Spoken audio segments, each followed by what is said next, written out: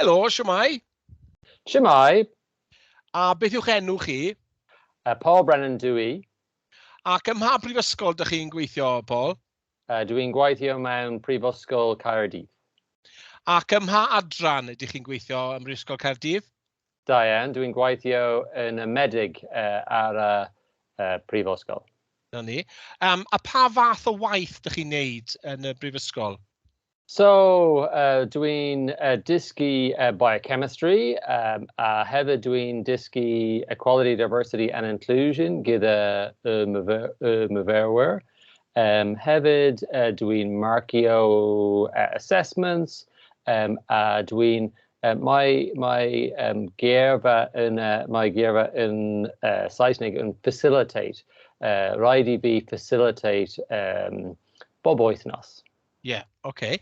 A pryd dechreuoch chi gyda Cymraeg Gwaith? Sorry, hefyd, eto, ysgol. Yeah, pryd dechreuoch chi gyda'r cynllun Cymraeg Gwaith? So, dwi ddim yn siŵr. Dwi'n meddwl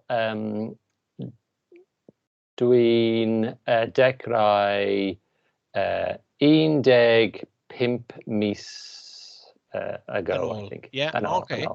A sut mae'r cynllun wedi'ch helpu chi i ddefnyddio'r Gymraeg yn y brifysgol?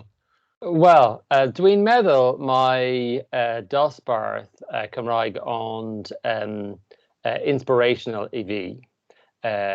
So, dwi'n dechrau gyda tipyn bach o Duolingo, ond gyda Duolingo, dwi ddim yn siarad Cymraeg. Dwi'n clywed Cymraeg, ond dwi ddim yn siarad Cymraeg.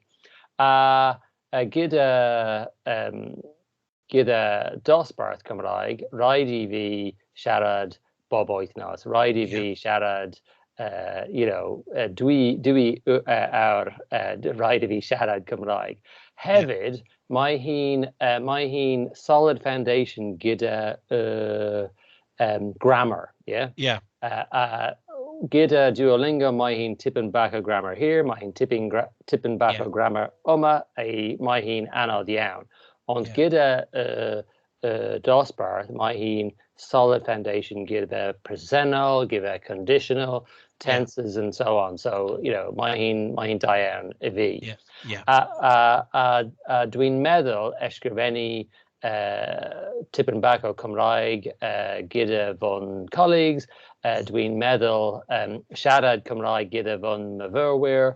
A bob dydd pan o'n i'n mynd i'r dosbarth gyda fo'n myfyrwyr, dwi'n more confident I siarad bore da, I siarad, sut dych chi, I siarad Paul Brennan dwi, so it's da iawn, dwi'n meddwl. O, addurchog. Diolch yn fawr iawn I chi. Diolch. Dim problem. Hwyl fawr.